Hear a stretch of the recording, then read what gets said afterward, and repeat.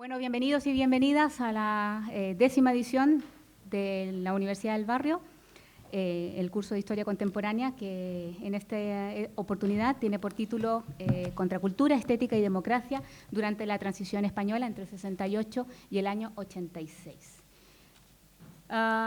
Bueno, antes que nada, agradeceros porque la tarde está muy bonita para, para que además de disfrutar del sol y de algunas cañas en la terraza, pues compartamos también unos momentos en esta sesión. Segundo, adelantarles que la próxima sesión del día 20 de marzo no existe tal, porque es fiesta, nos hemos enterado un poco tarde y entonces pues os vais de cañas y tapas por ahí. Y luego el 8 de mayo sería la última sesión, que la cambiaríamos por la sesión del día 20 de marzo, que inicialmente la teníamos, que es la sesión sobre el exilio español, que sería la última sesión de la universidad, del curso de Historia de la Universidad del Barrio.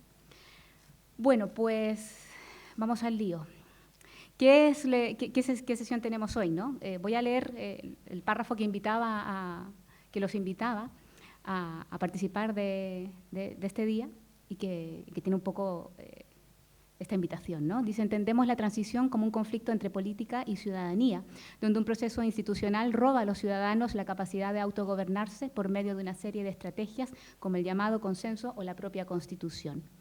Pero, ¿y si el verdadero conflicto fuese la transición como proceso político institucional y la democracia como un conjunto de nuevas prácticas, una serie de afectos políticos, modos de sentir y estar propios de los años 70 que rompían con el autoritarismo franquista?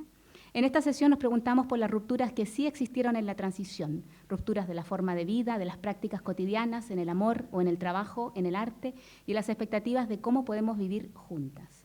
Y para esto vamos a reflexionar sobre la época a través de la literatura, la música o las imágenes. Y tenemos para esta reflexión a dos compañeros que nos acompañan esta tarde.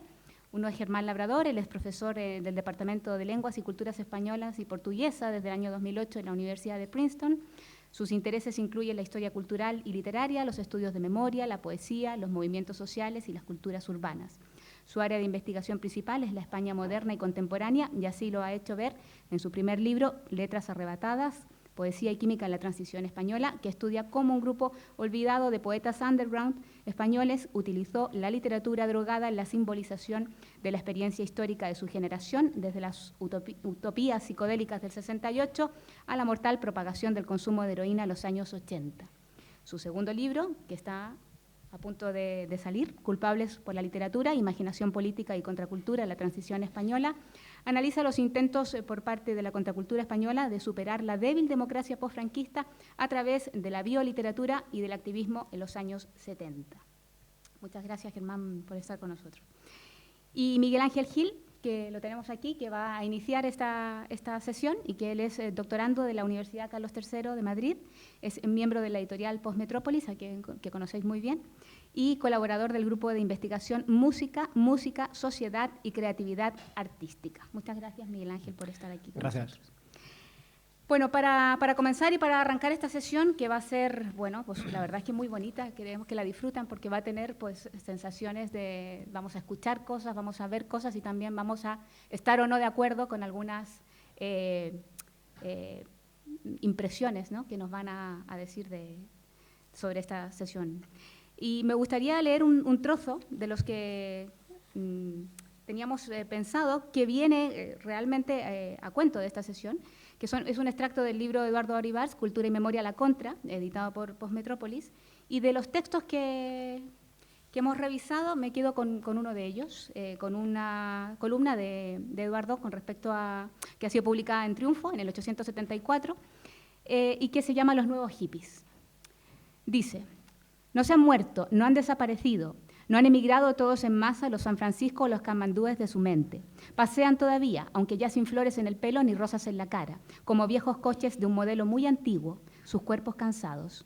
Y toman ácido en las playas y escuchan amaneceres puntuados por gaviotas y se quedan colgados en la macrobiótica, régimen de comidas inventado por tontos y que se suele volver tonto a quien lo sigue. O en sueños de mermelada de naranja y caramelos de plástico a buen precio. Creo que ya no dicen paz y amor y no se adornan con terciopelos morados y túnicas hindúes semitransparentes, pero son fundamentalmente los mismos, más cascados, aunque sean más jóvenes o hayan descubierto el rollo este ahora, que sus antecesores de los 70, más cansados también, y creo que convencidos de que el mundo no se arregla precisamente con amor cósmico, marca registrada, ni con varillas de incienso. Pero siguen hablando del karma, del dharma y de la era del acuario, pintando mandalas falsísimos, los auténticos están a unas 15.000 pelas, demasiado para cualquier hippie, y escuchando a Dylan, hoy católico, y a grupos supervivientes de la vieja California. Y ahora son ecologistas, ácratas, dibujantes o músicos, como siempre. Pero la cultura ha cambiado y la contracultura fue invento de comerciantes y especuladores, que duró un corto verano y se agotó luego, sin dar frutos interesantes. Murió al nacer, de desnutrición y de senilidad prematura, y su cadáver fue rápidamente tragado por los grandes almacenes. Al mismo tiempo se puede observar, como dice muy bien Mariano Antolín Rato, una especie de renacimiento neoexistencialista que acompaña a la música del New Wave y a la vestimenta post-punk. Neoexistencialismo, que desde luego nada tiene que ver con Heidegger ni con Jean-Paul Sartre, pero tampoco nada tenían que ver con estos señores, con los existencialistas de los 50 que escuchaban bebop y cool jazz en las cuevas del brumoso París de Barcelona o de Sésamo. Juliette Greco ha sido sustituida por Patti Smith, Lou Reed o, por ejemplo, Siouxsie, las tres gracias de la canción popular moderna, y el jazz ha quedado arrumbado en el rincón de los trastos viejos, dando paso a un rock agresivo y duro, más inclinado a una violencia que suele ser casi siempre solo gestual o vestimentaria. Los neoexistencialistas son parcos en el vestir, como hijos de la crisis energética, beben cerveza en cantidades y, los que pueden, manifiestan cierta preferencia por las drogas llamadas duras. No han llegado todavía a la elegante economía de los gestos del hipster de los 40-50, pero lo conseguirán pronto, a base de la catatonia provocada. Vomitan mucho y pasean por su alrededor la mirada de pez frío que caracteriza a quienes ven el mundo como un disparate desprovisto de sentido, lugar de paso entre dos eternidades de nada, del no ser a la muerte. Muestran una desesperanza moderada, un discreto y elegante aburrimiento, mientras los hippies continúan sentados en la playa de un Mediterráneo que acaban de descubrir ya polucionado, y contemplan el sol poniente, sentados en tachos de basura y aspirando humo de grifa y monóxido de carbono. Esta columna, ya dije que es de Triunfo, de octubre del año 79. Miguel Ángel, gracias. Gracias, Carolina. Bueno, Eduardo Arribas, un pensamiento muy lúcido, un pensamiento muy fino, muy afilado. Creo que puedo poner una canción detrás de otra y lo que ha contado lo demuestro. Yo voy a hablar en primer lugar de por qué surge o cómo surge este movimiento, ¿no? En qué contexto. Siempre que se habla de underground, voy a empezar a hablar de underground y ahora digo por qué. Siempre que se habla de underground se le plantean unos lugares comunes para criticarlos. Por ejemplo, dentro del mundo anglosajón estaba Roland Inglehart, y su Revolución Silenciosa. Decía que estos valores que promovía el underground eran producidos pues, porque se había alcanzado determinado bienestar económico y como ya no había que preocuparse por sobrevivir o por vivir, pues ya empezamos a pensar en cosas como los derechos sociales. Algo parecido planteaba Víctor Pérez Díaz en España. En su libro de la primacia de la sociedad civil viene a decir que con la liberalización económica y la satisfacción de las necesidades y bienes de consumo, entonces se daría paso a la conciencia de escasez de libertades políticas. Como si en el franquismo pensar en libertades políticas dependiera precisamente de tener el estómago lleno.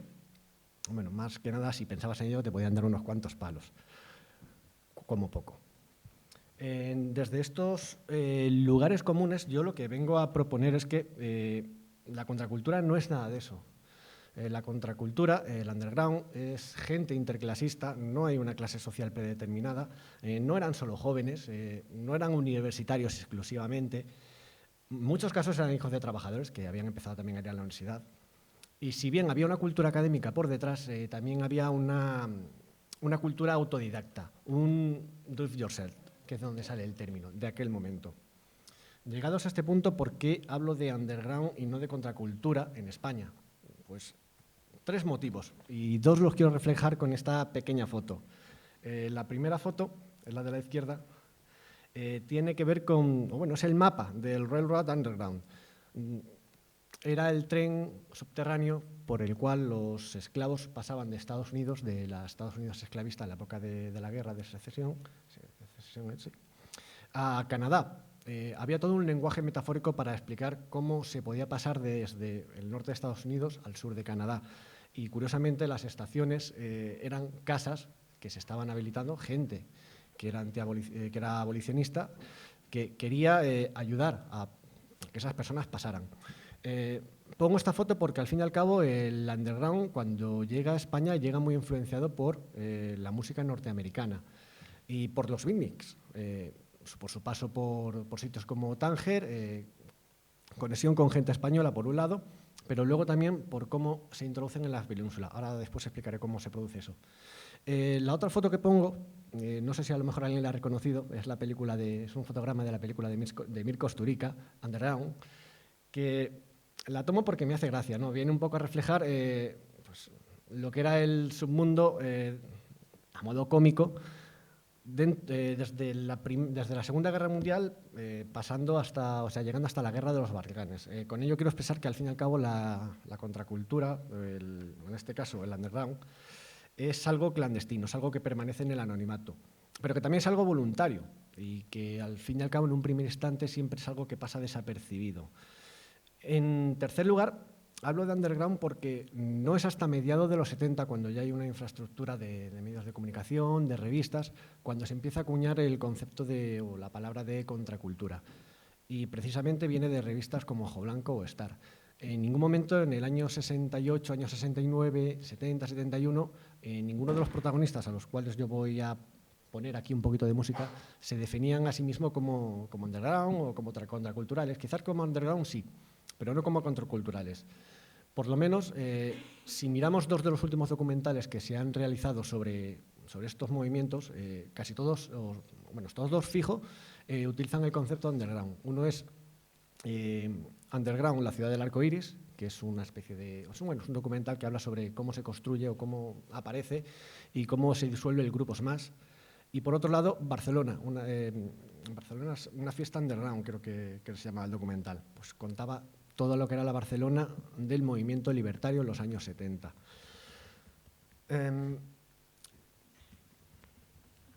Bueno, quiero mostrar con este mapa un poquito las influencias que había cómo entró la contracultura o el underground en España.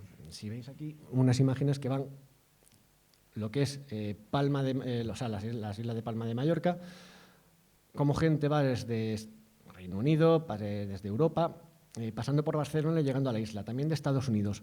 Principalmente la zona de Sevilla, que es a la que quiero llegar ahora, venía gente, bueno, de vez en cuando también de Alemania y de Holanda, pero sobre todo de Estados Unidos. Estas son las grandes influencias que hay de la música en la España de 1964-1968 aproximadamente.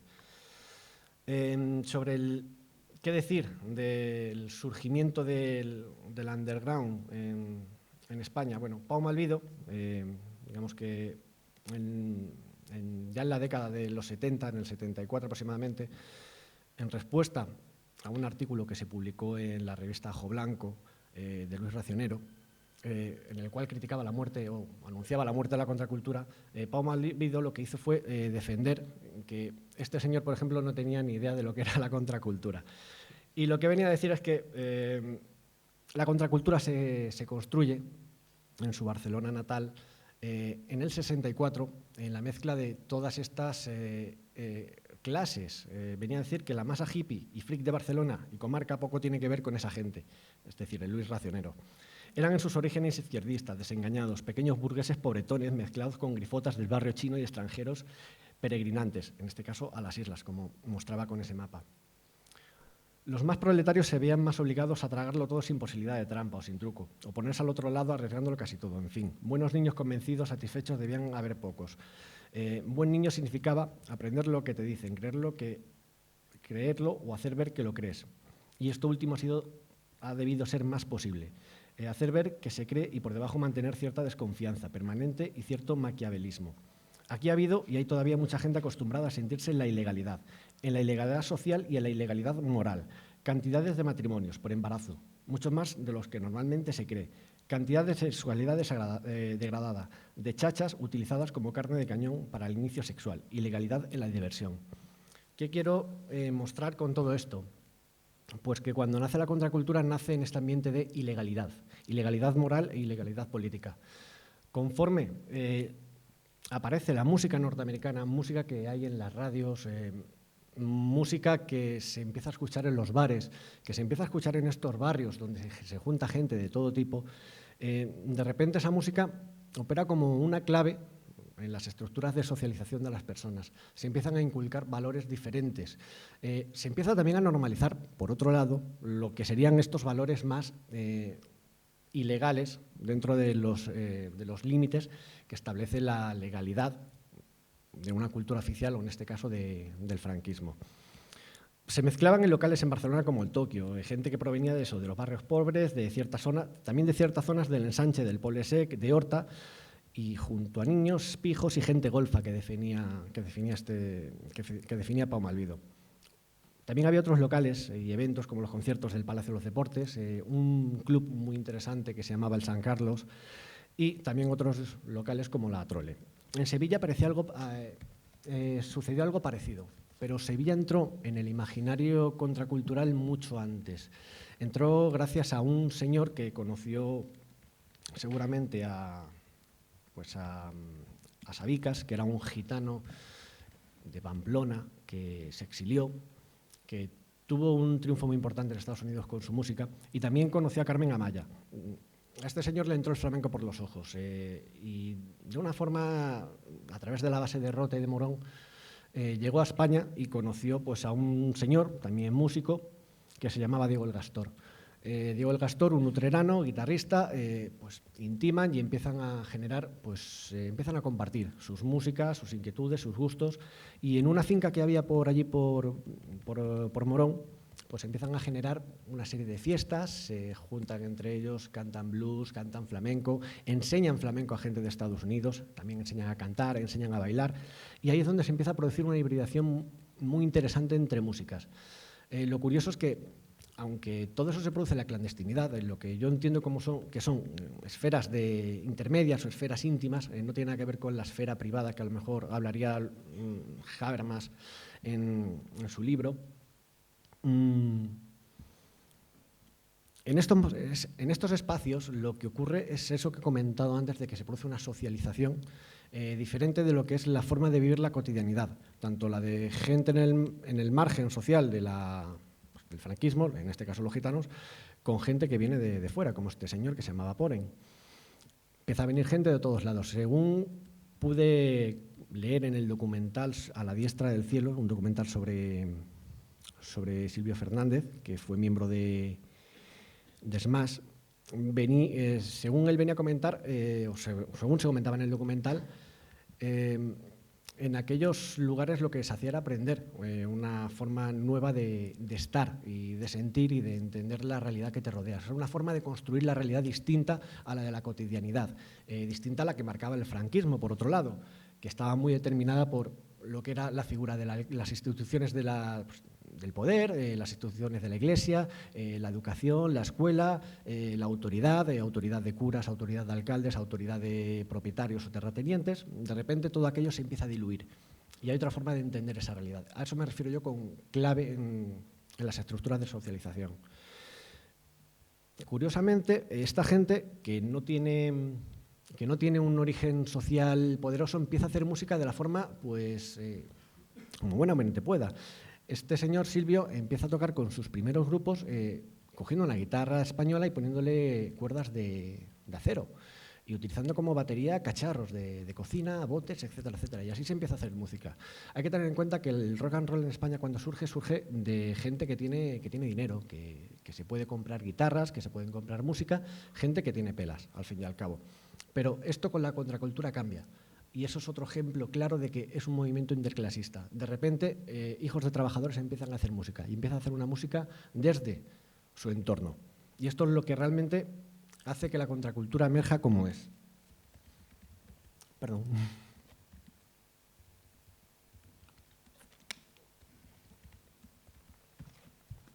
Con esto lo que quiero mostrar es que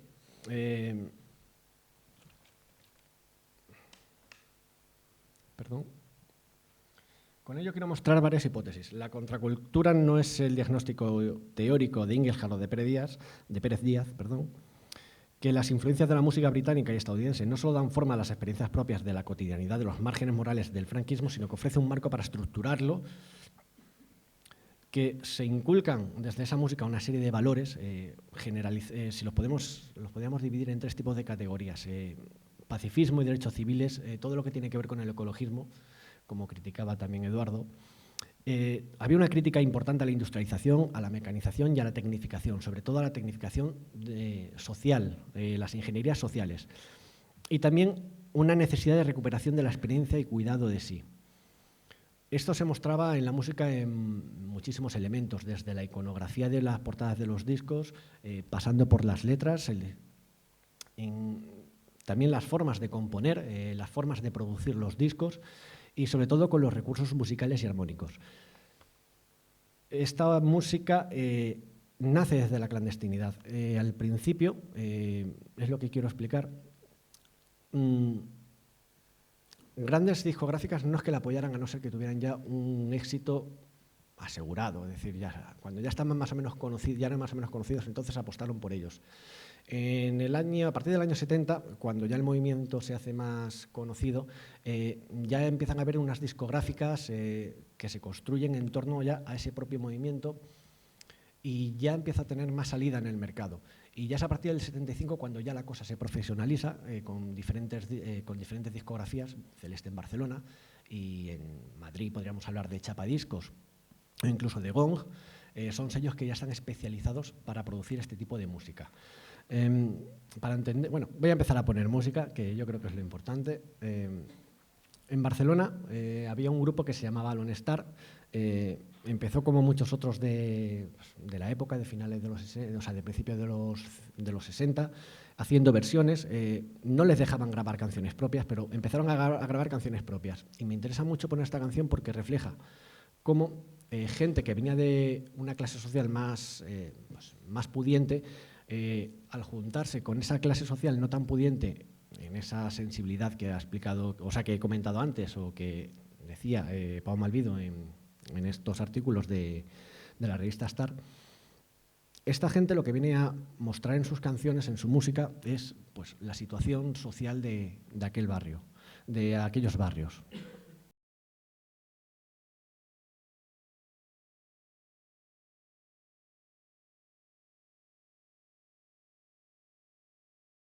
Bueno, no la puedo dejar entera, me gustaría.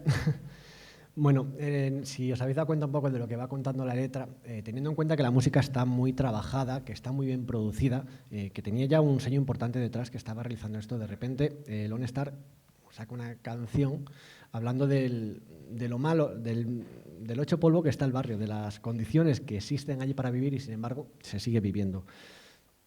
Lo que a mí me interesa de esta canción es la mezcla que se produce entre clases. Ya da igual que sea de clase más alta, clase más baja, porque la mentalidad de la experiencia que se cuenta es algo ya común, es algo ya compartido. Y lo que es más importante, ya se empieza a cantar, ya se empieza a mostrar. Esto se socializa en los bares, se socializa en las casas, se socializa en reuniones privadas.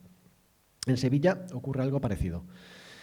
Nuevos Tiempos es el primer grupo que tuvo Jesús de la Rosa, pues el miembro de Triana, todo el mundo conoce a Triana.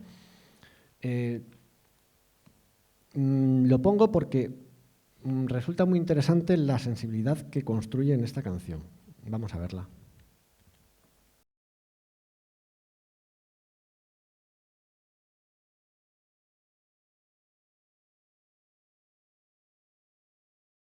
Y no sé si se ha entendido muy bien la letra, sonaba muy grave, pero Nuevos Tiempos es un grupo que tiene una deriva subjetivista bastante importante. Es un grupo que empieza a expresar lo que era la sensación o el sentimiento que tenía como sujeto dentro de los límites, los contornos del franquismo tal y como lo aprisionaban. Una persona que quiere ser de una forma, pero sin embargo le genera ansiedad estar donde está. Lo va cantando porque canta la experiencia propia de los lugares donde se estaban reuniendo. La contracultura en Sevilla, los jóvenes cuando empiezan a hacer la música, es más por un lado, Nuevos Tiempos por otro, Gong por otro lado, se juntan en parques, se juntan en barrios, tocan su música, fuman, beben, viene la Guardia Civil y les da palos. esa era su experiencia. Y la siguiente canción que voy a poner lo relata muy bien. Es del primer grupo de Smash, o sea, del primer disco de Smash.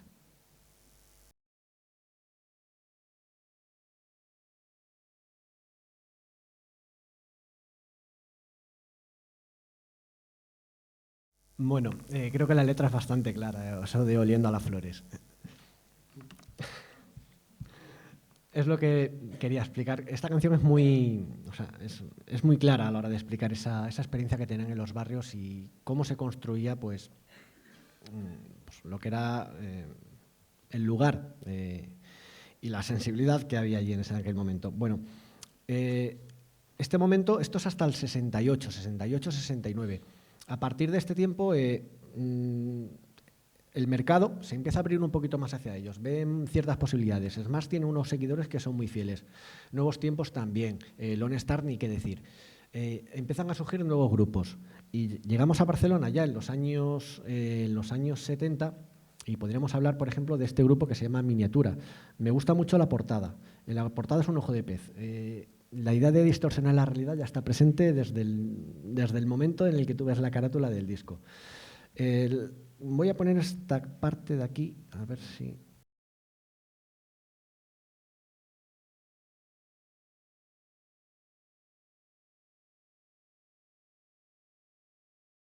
Bueno, me interesaba poner esta canción por la letra, más que nada, por cómo habla, porque al fin y al cabo es un alegato de mayo se puede decir que es un alegato generacional del mayo del 68, habla bueno, venía a decir la letra más o menos que niña, si quieres saber cómo nos engañaron, quédate conmigo.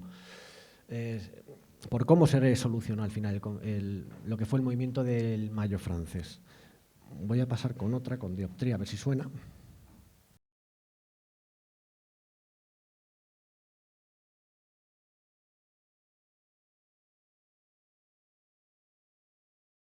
Esta canción es de Pau Riba.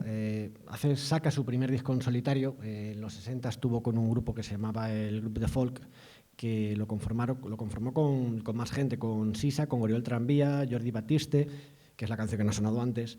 Y por otro lado estaba pues, un señor que se llamaba Jaume Arnela y los hermanos Box y otra gente más.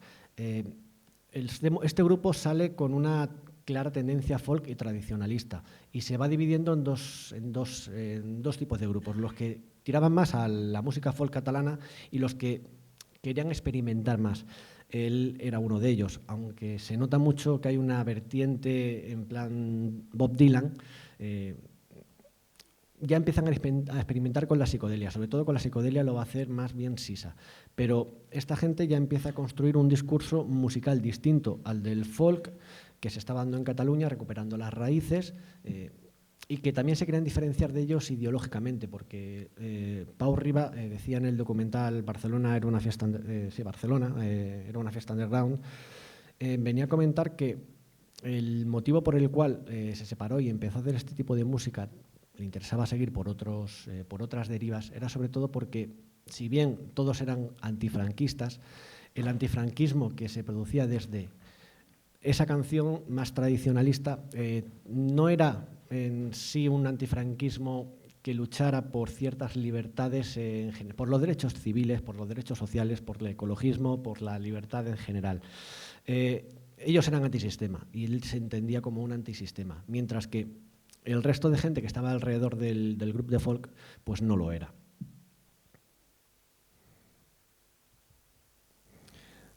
Y quiero poner aquí otra canción de Smash porque este ya fue el momento donde esta gente se hizo famoso, se hicieron famosos y se los llevaron a Barcelona a grabar un disco donde ya empezaron a mezclar a hacer las primeras mezclas entre flamenco y rock. Quiero poner esta versión y ahora explico una cosita de ellos, muy curiosa.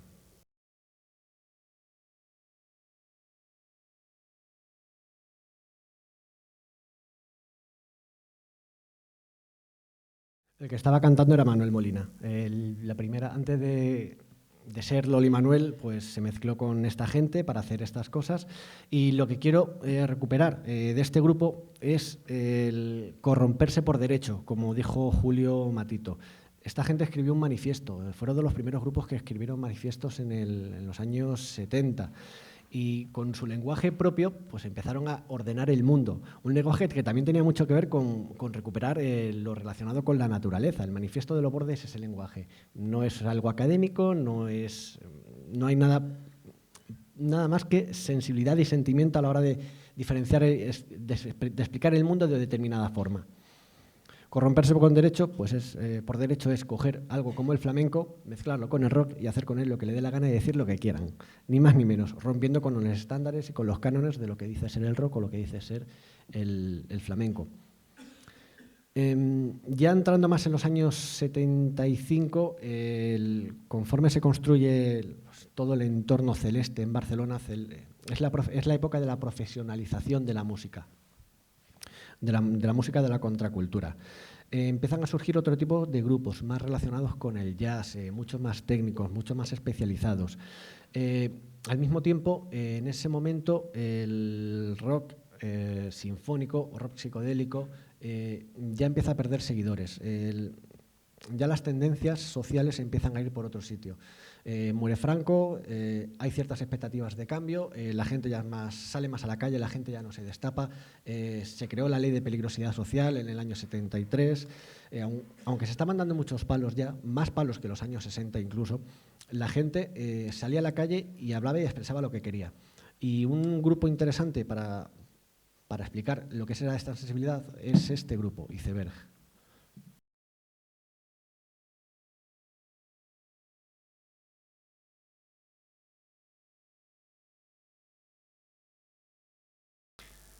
Curiosamente, Iceberg fueron uno de los pocos grupos que hizo rock sinfónico que en los años, a partir del 75, el 76, el 77, vendieron bastante. En este disco lo que venían a cantar era un disco concepto, muy parecido a lo que es el disco de los Who, el Quadrophenia, o el Pink Floyd, el Muro, o el Tommy también de los Who anteriormente. Y en ellos están contando la historia de cómo el pueblo de Egipto se rebela está esclavizado por sus dioses, está esclavizado por toda la jerarquía de allí, de Egipto, y se rebelan de una u otra forma. Tener en cuenta que todavía estamos antes de entrar en la democracia, pero bueno, no me quiero entretener mucho y quiero terminar, porque bueno, podemos hablar también de Asfalto, de su sensibilidad en torno a lo que es la ciudad y las experiencias en la ciudad. Goma, un grupo que nace del entorno de los pisos clandestinos que había en Sevilla en los años 60 y 70. La portada de la izquierda es la portada que le censuraron en el disco 14 de abril. En el 1975 le obligaron a poner la rojigualda. El ojo de Horus lo pusieron también un poquito para fastidiar, por eso del complot judío-masónico. El disco se llama eso, 14 de abril, no solo porque salió el 14 de abril. Cucharada, un grupo muy interesante que habla sobre la ley de peligrosidad social. Esto ya es en el año 79, pero quiero terminar con un ejemplo de cómo se usa el concepto de libertad entre los años 68, 70 y 75. Esto es solo Fórmula 5 y los incluyeron en la película de 1, 2, 3, El escondite inglés de Iván Zulueta.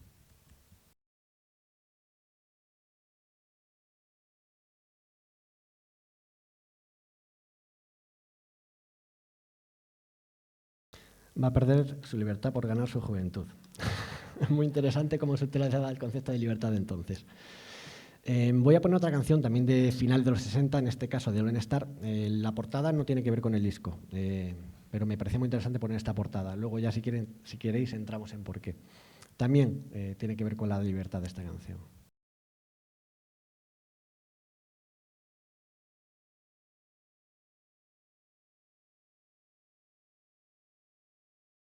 Ellos siguen en sus 13, el concepto de libertad es escapar del entorno, la vida, el lugar en el cual se encuentran. Y termino con Triana.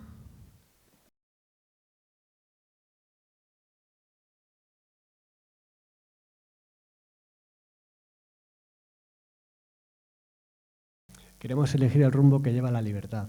Esta canción es se compone sobre el 75-76 y el disco ya del 77, si mal no recuerdo. y está muy relacionado con lo que empieza a pasar en la transición, con lo que va a ser el origen del desencanto y que, bueno, que espero que ahora Germán nos explique mejor. Gracias.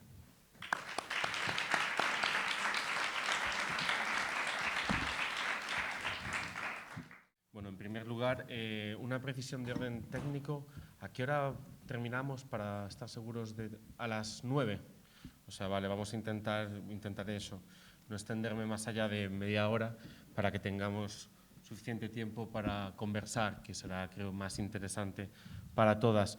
En primer lugar, nada, quiero agradecer enormemente la invitación. Es la segunda vez que estoy en estas universidad y es muy divertida porque, a diferencia del resto de las universidades de todo el mundo, es la única donde no ves a la gente con la que estás conversando, ¿no? Entonces es una como muy rara, porque está muy bien porque te pone en un lugar de gran vulnerabilidad y creo que eso es bueno, ¿no?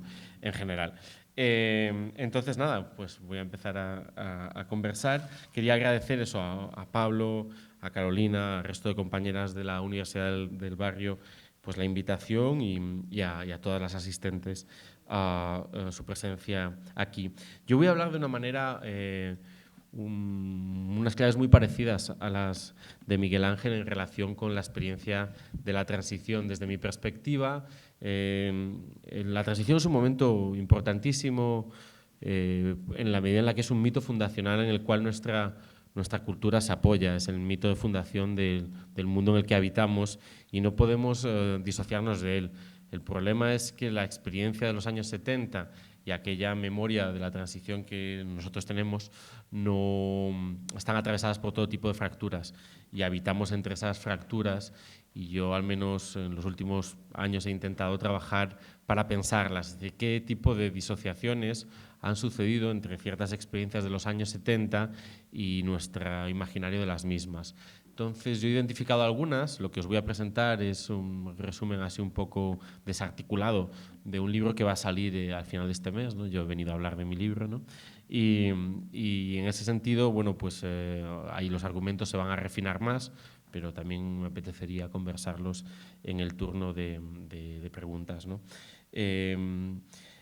Hay como 3 sistemas de disociaciones que creo que son clave y voy a enseguida empezar a mandar imágenes para comenzar a pensarlos.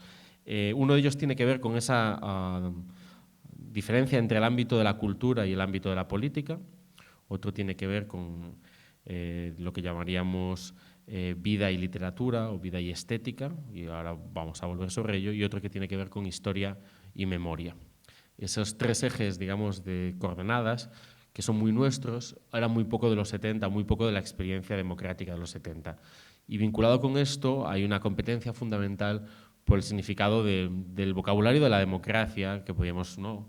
Miguel Ángel ha hablado de la libertad, ese campo semántico que tiene que ver con la construcción de nuevos valores que ya no se asocian con el franquismo y que están en el centro de un gran número de prácticas sucedidas en los años 70 que hoy vemos como distintas, pero que quizás en los años 70 están muy unificadas. En ese sentido, cuando nosotros hablamos de democracia, la democracia de alguna forma se ha convertido en el nombre de nuestra época, ¿no? Como hay una época que se llama la Edad Media, una época que se llama no sé, la modernidad o el romanticismo, pues nuestra época se llama la democracia, ¿no? O se llamaba, ¿no? La democracia, hasta que hemos empezado a llamarla de otras maneras, y eso tiene mucho que ver con cuál es el contexto actual de reflexión sobre los años 70 y en qué sentido hoy podemos reconstruir o reconstelar, reimaginar algunas de esas divisiones en los años 70 como mundos asociados. En ese sentido, cuando nosotros hablamos de democracia, eso es como un concepto metahistórico que utilizamos para nombrar nuestra época, pero lo asociamos, si acaso, a las instituciones del Estado, a ese ámbito, digamos, de realidad dura, ¿no? Miguel Ángel habló, por ejemplo, de estructuras sociales, ¿no? Ese ámbito que tiene que ver con una realidad organizada con consistencia, ¿no?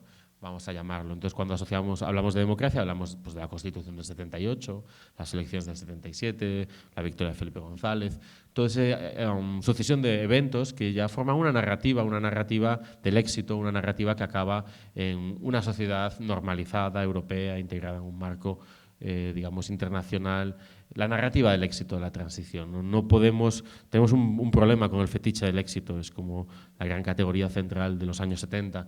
Nos cuesta muchísimo volver a esa época como atreviéndonos a fracasar, ¿no? Como decir, bueno, a lo mejor, yo qué sé qué, uno a veces, ¿no?, triunfa perdiendo y pierde ganando, ¿no? O sea, que la idea de que la transición era un proceso condenado al éxito y había amenazas para que eso no sucediera, determina muchísimo nuestras maneras de enfrentarnos con él. Entonces, frente a ese vocabulario de la democracia como una época post-transicional, ¿no?, una época que se va construyendo la transición, pero que adviene finalmente como normalización, un lugar donde ya estar, ¿no?, hemos llegado a la democracia y ahí nos quedamos.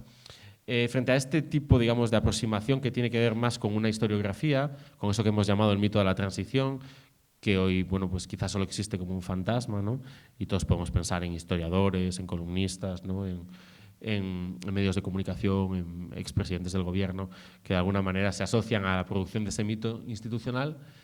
Frente a esa idea, ¿no?, de la transición como una época, digamos, interpuesta hasta la consecución de la democracia, donde ya vivimos, ¿no?, está esa otra noción de la democracia, y con la democracia entendida pues como ese discurso vinculado a los valores de lo nuevo, como democracia por venir, ¿no? Y cuando hablo de democracia por venir estoy convocando el fantasma de Jacques Derrida y su libro, ¿no?, y su noción de la democracia por venir, como la democracia pues como un imaginario vinculado hacia el futuro, articulado utópicamente, a través de prácticas de sociabilidad, prácticas cotidianas, prácticas de cultura, en las cuales tiene lugar un tipo de experiencia diferente, histórica, pero también de las relaciones humanas, pero también del presente, un poco esa idea de la vida nueva, ¿no?, a la que Miguel Ángel también ha aludido. Creo que esta noción de la vida nueva es fundamental en los años 60 finales, 70, y de alguna manera todavía la tenemos, ¿no?, por ahí, ¿no? O sea, como cambiar la vida, la necesidad de vivir de otra manera, replantearnos cómo vivimos juntas y separadas, la necesidad de crear instituciones nuevas para poder vivir de otra forma, en un contexto, y esa sí que es una diferencia que hoy nos cuesta mucho reconstruir en relación con los años 70, donde eso que llamamos vida estaba mucho más definido, más articulado, más institucionalizado, eso que llamamos experiencia de lo cotidiano, vida cotidiana. En el ámbito del franquismo tardío estaba determinado por una serie de estructuras, algunas vinculadas al Estado franquista, a lo que llamamos el régimen, que podían tener que ver con espacios típicamente biopolíticos, el servicio militar obligatorio, la escuela, la iglesia, un gran ámbito, ¿no?, de lugares donde la vida cobra un sentido, ¿no?, y no era otro. Y luego zonas, ¿no?, que algunos de los autores que se vinculan al underground llaman la ilegalidad moral o los clandestinos de la moralidad, ¿no? Digamos, formas dobles vidas, formas, digamos, formas no reconocidas del vivir, ¿no? En ese sentido, digamos, las vidas no previstas por el franquismo y todo lo que sean desviaciones de todo tipo de normatividades, heteronormatividades, normatividades religiosas, normatividades lingüísticas, normatividades sociológicas, todo tipo de desviaciones de esos ideales, ¿no?, de ciudadanía franquista, se van a calificar, bueno, no van a ser reconocidas, van a habitar en zonas marginales. Y la transición, de algún modo, es el paso de esa marginalidad, ¿no?, a un centro, es el intento de articular, de constelar, de aliar formas de vida alternativas que vienen de frentes muy distintos, ¿no? A la gente que trabajamos en movimientos sociales, underground, contraculturas, culturas populares en los años 70, al final es muy difícil no trabajar con etiquetas. Yo, por ejemplo, trabajo con la etiqueta de contracultura, pero soy consciente de que es una etiqueta, bueno, discutible, pero me sirve para plantear que todo ese ámbito de formas de vida alternativas, en un momento dado, ¿no?, años 70, pueden empezar a trabajar juntas.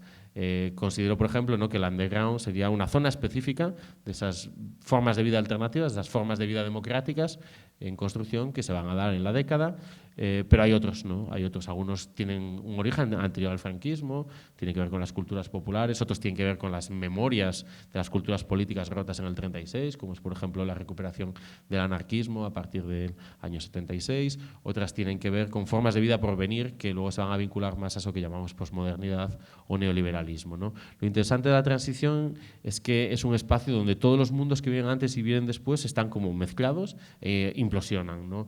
De algún modo hay un mundo que se derrumba derrumba, el del franquismo, hay otro mundo que ya se anuncia en horizonte, que será ese que hoy llamamos neoliberalismo, posfordismo, bueno, capitalismo avanzado. Y por el medio hay la oportunidad, hay zonas, digamos, de poca gravedad social, zonas donde es posible hacer experimentos, laboratorios de la vida, donde se puede pensar un mundo utópico, una democracia por venir, ¿no? Y se puede construir al servicio de ella. Hoy en día, sin embargo, cuando reflexionamos sobre la transición, no tenemos una noción de estas instituciones. Al contrario, tenemos la sensación de que hubo una historia muy fuerte vinculada al Estado, los partidos políticos, los sindicatos, y poco más. Y luego hay vida privada, ¿no? Hemos disociado lo que la gente hacía o hacíamos en los años 70, los que estaban allí, en relación con la memoria de la época. Entonces, cuando hablamos, por ejemplo, de la cultura de la transición, tenemos un vacío tremendo, ¿no? Mi aproximación en este campo tiene que ver con el trabajo en la literatura. De repente yo me encuentro con los manuales de historia que me explican, o de historia literaria, que me explican que en 1975 empieza un nuevo periodo que se llama las nuevas letras o la nueva poesía. Y hasta ese momento había una cosa que se llama franquismo. Pero, sin embargo, no hay ningún hecho de campo, no hay ningún hecho de campo cultural, no hay nada en el archivo que permita a los filólogos proceder de esta manera, ¿no? Como dividiendo el mundo en dos como Moisés, ¿no? En el sentido de que había un imperativo político ideológico cuando se empezó a hacer historia contemporánea de las prácticas culturales de los años 70, de dividir el mundo en dos, un mundo que es el mundo de la democracia y otro mundo que es el mundo del pasado, del franquismo, con el que se ha roto y se rompe por imperativo categórico. Sin embargo, ¿no? Pues este modelo no sirve para explicar prácticas como las que ha presentado Miguel Ángel en el ámbito de la música, prácticas que existen en la literatura, que existen en el cine, que existen en el teatro.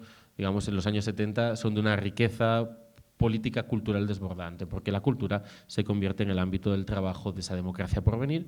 La cultura es donde se están ensayando las formas de pensar alternativas de tipo político, en una separación que hoy es nuestra, pero que en la época no se da.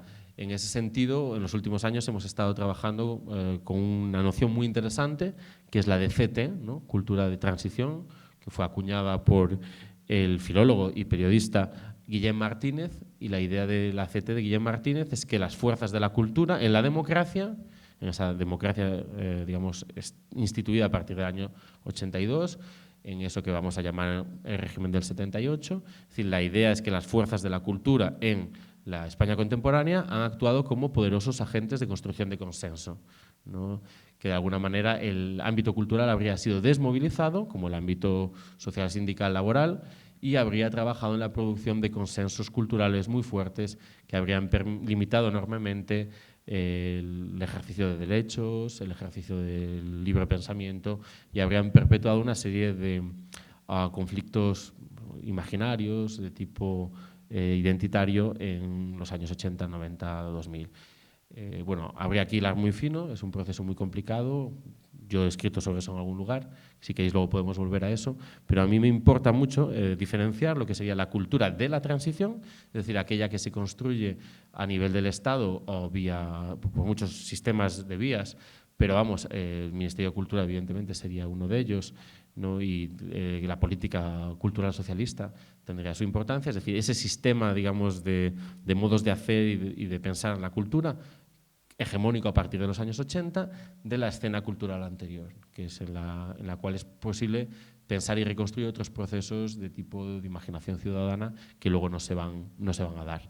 Entonces, la cultura de la transición, es decir, la CT, que imagina Guillem Martínez, de alguna manera serviría para borrar y para desplazar una cultura en transición, una cultura que habría sido operativa en los años 70 y donde se habrían ensayado formas de democracia por venir, imaginaciones de la sociedad diferentes, con todos esos temas que de alguna manera ya se han convocado, que tienen que ver con la revolución sexual, con el cuestionamiento de los sistemas de producción, de las formas de vida en común, de las relaciones humanas, las instituciones familiares, el ecologismo, es decir, un profundo cuestionamiento de todas las instituciones vinculadas al capitalismo y a la dictadura franquista.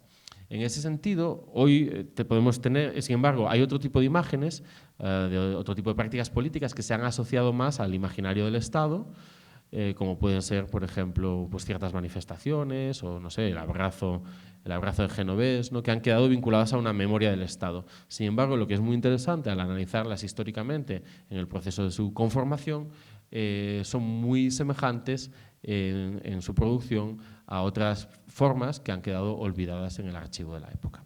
Vamos a verlo con un ejemplo que va a ser mucho más claro, que era la imagen que fue escogida para presentar esta sesión. Este tipo, que está detrás de una cámara a finales de los años 60, se llamaba Antonio Maenza. Antonio Maenza es un cineasta situacionista de Teruel, dentro de un grupo muy activo de jóvenes contraculturales aragoneses, con una conexión muy fuerte con Teruel, donde hay pues, gente como Jiménez Los Santos, ¿no?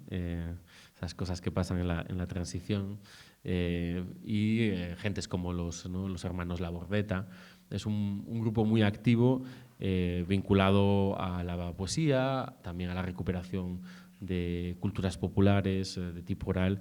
Y este joven Maenza va a empezar a hacer un tipo de cine muy raro, que se lo va a llamar cine situacionista, muy inspirado por las cosas que están pasando en Francia en el 68, y es uno de los grupos de cine de vanguardia que hay en la España del momento. Voy a mencionar ahora 3 colectivos parecidos, ¿no?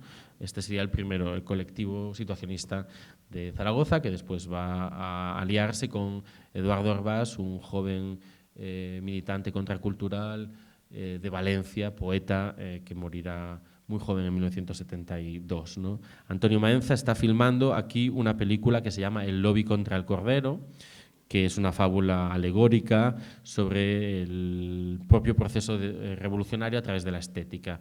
Es una película que se hace a sí mismo deshaciendo la estética, que pretende convertirse en un objeto de reflexión en marcha, y de alguna manera esa vinculación radical entre arte, política, cultura, ¿no? La idea es que yo hago una película, me hago haciendo la película va a hacer la revolución haciéndose, y yo soy una revolución que hace una película, ¿no? Una especie de ciclo muy complicado. Está articulada a través del surrealismo, hay una lectura muy profunda del romanticismo francés, son lectores compulsivos estos jóvenes transicionales, y aquí tenemos un loro, ¿no? Que parecería un elemento enigmático, y esa frase de todos saben de cine menos yo y mi loro. Hay múltiples referencias detrás de esta imagen. Una de ellas sería la de El loro de Flaubert, ¿no? Que es la idea de que Flaubert va a escribir sus obras, o algunas de sus obras, con un loro disecado en su mesa, y el loro de alguna manera le va siempre a plantear un reto sobre la capacidad y los límites del arte de capturar la vida, ¿no? El loro muerto permite un arte vivo, el loro vivo permite un arte muerto, ¿no? Y al mismo tiempo esta idea lautremoniana de un arte hecho por todos, un cine hecho por todos, ¿no? La utopía de las vanguardias contraculturales de finales de los años 60 será la de poder crear un arte de la vida, pero un arte que de alguna manera disuelva el lugar del creador, ¿no? Va a haber un montón de experiencias de producción de arte comunal, de arte colectivo, de arte anónimo, y la utopía finalmente sería la de una sociedad de ciudadanos poetas, ¿no?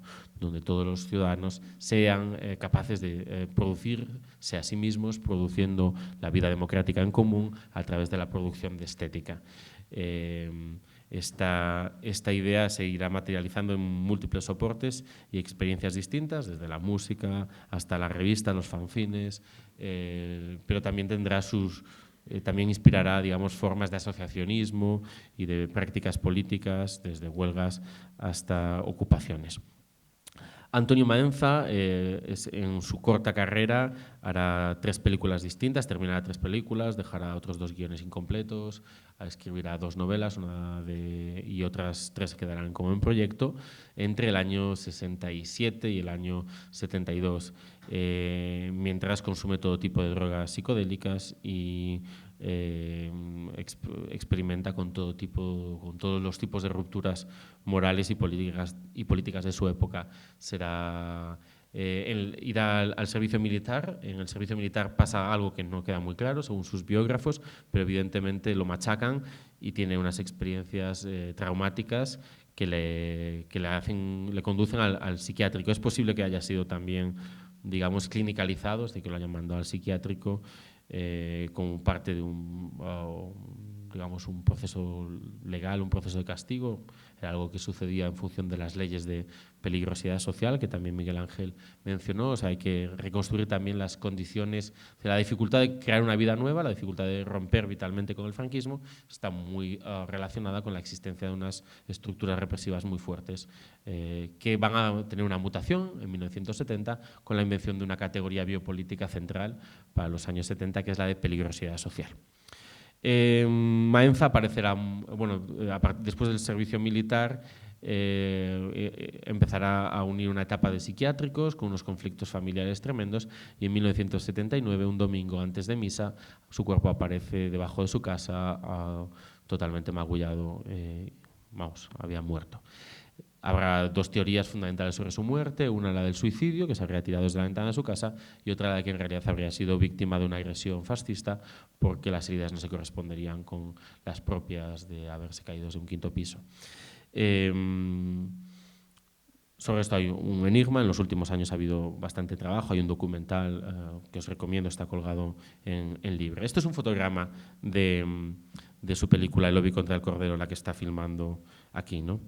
Es un maniquí, ¿no? en un cementerio, evidentemente, pero tiene que ver con toda una construcción. No me lo puedo detener ahora, pero bueno, el maniquí ha sido mutilado. O sea, hay toda una reflexión sobre las heridas, sobre la imposibilidad de salir de la vida conformada. O sea, que ese trabajo de la emancipación de la propia vida está muy vinculado a la conciencia de no ser capaces de hacerlo. Hay una dimensión trágica que atraviesa todas las producciones de la contracultura en los años 70, sobre todo por parte de sus intelectuales, poetas, aquellos que más reflexionaron sobre la propia experiencia, sobre la dificultad o incluso la imposibilidad de llevar a cabo a término este proyecto, y una pulsión autodestructiva que está muy vinculada con la necesidad de hacerse cargo al menos de las propias limitaciones. Es decir, quizás no me dejan hacer lo que quiero hacer, pero al menos puedo destruirme intentando hacerlo.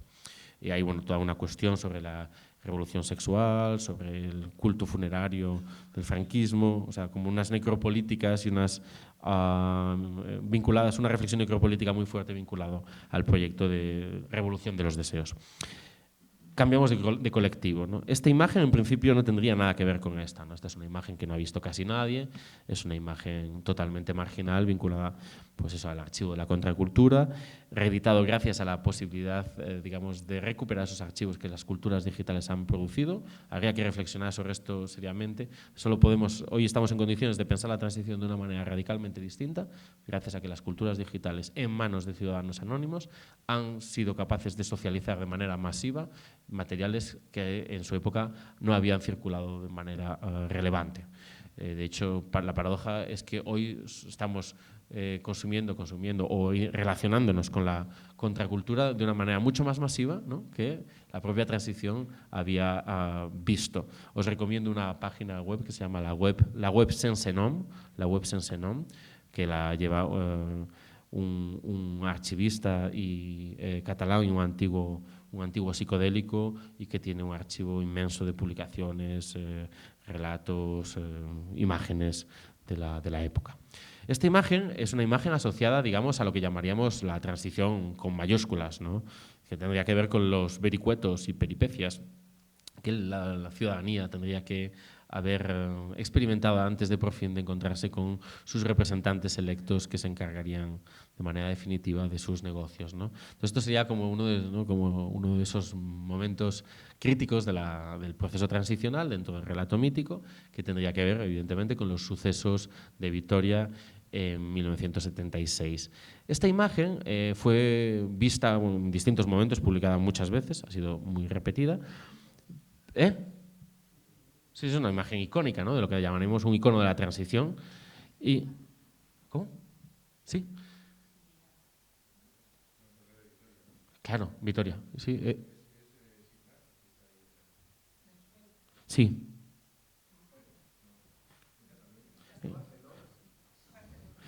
Sí, perdón, la imagen de Vitoria está. Sí. No, pero la cuestión es que ambas imágenes están producidas en relación con un colectivo que no es tan distinto del colectivo de cine de Antonio Maenza en Zaragoza, que es el colectivo independiente, el colectivo de cine independiente, que es un colectivo vinculado de alguna manera a la militancia política, ¿no? cercano al PC, pero capacitado de construir imágenes de manera clandestina durante el franquismo y durante, o sea, final del franquismo y durante el comienzo de la democracia. Particularmente en un contexto donde, digamos, la imagen fílmica está muchísimo más controlada, ¿no? Pequeños grupos de activistas van a conseguir filmar, documentar escenas que quedaban fuera del ámbito de representación autorizado por el régimen.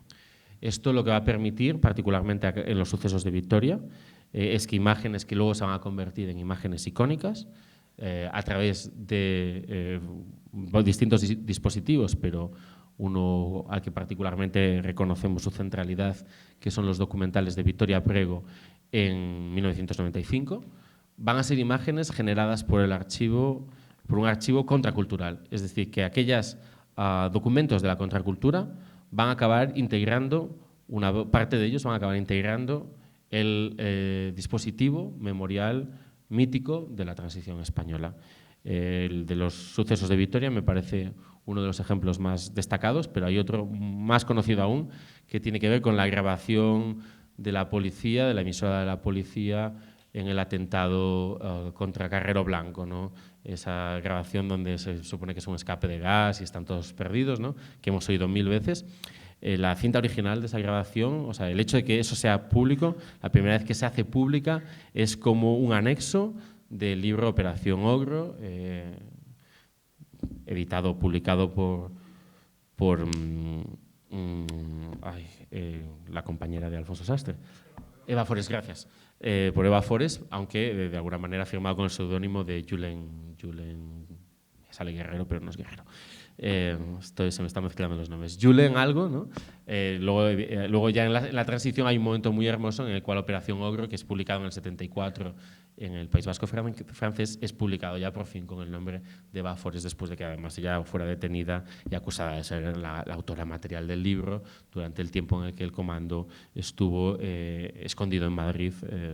Se generó esta especie de manual para combatir tanto los rumores acerca de la participación, digamos, extranjera, ¿no? Americana, en el atentado, como al mismo tiempo para documentar, digamos, el proceso digamos, de la producción de esas formas de lucha, como también parte de esa misma cultura del do it yourself, ¿no? Como hay algo en Operación Ogro como texto que tiene que ver con la capacidad, digamos, de autonomía, ¿no? De crear de manera autónoma mecanismos políticos, bueno, en este caso extremos, ¿no? Vinculados al genocidio. Pero hay esta reflexión sobre al genocidio, al magnicidio.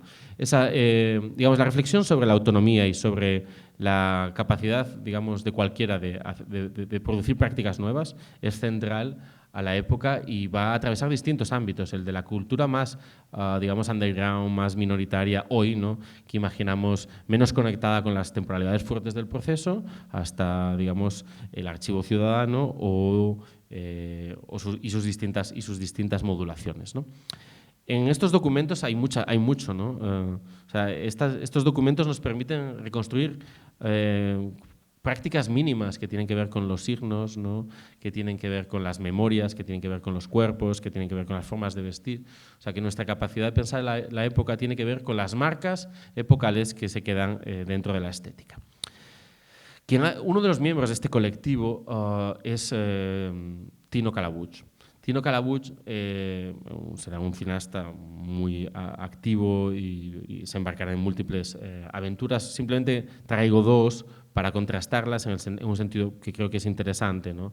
El documental de La ciudad es nuestra, que si no me equivoco es del 75-76, que es un documental sobre no, es del 76.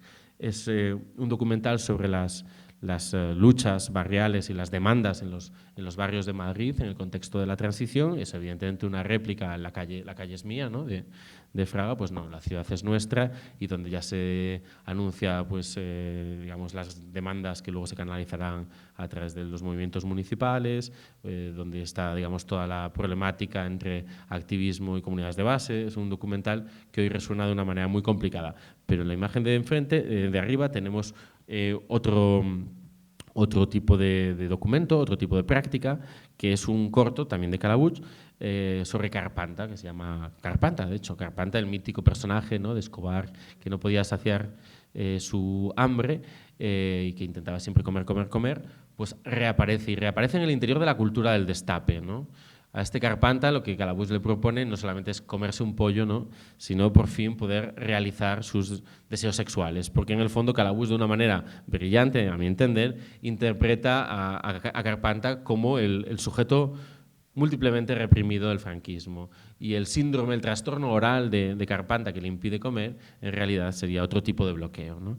Entonces tenemos a Calabuig produciendo un tipo de material asociativo, participativo, con múltiples voces, pensado para digamos, incorporar las voces de la ciudadanía, y al mismo tiempo un corto, digamos, de tipo contracultural, marginal, experimental, vinculado pues a las teorías de la contracultura, de la revolución sexual, etcétera, ¿no? Y al mismo tiempo participando en procesos, digamos, de cine militante, ¿no? Todo esto a la vez, como si estas cuestiones, que hoy las vemos muy separadas, en este momento estaban coaligadas juntas, ¿no? El tercero de los grupos de cine militante contracultural de la transición que os quiero presentar para abrir una conversación es el colectivo Video Now de Barcelona. Entre los habitantes de ese colectivo tenemos a Pau Malvido, ¿no? Pau Malvido es el nombre artístico, el nombre contracultural de Pau Maragall, el hermano del alcalde de Barcelona, ¿no?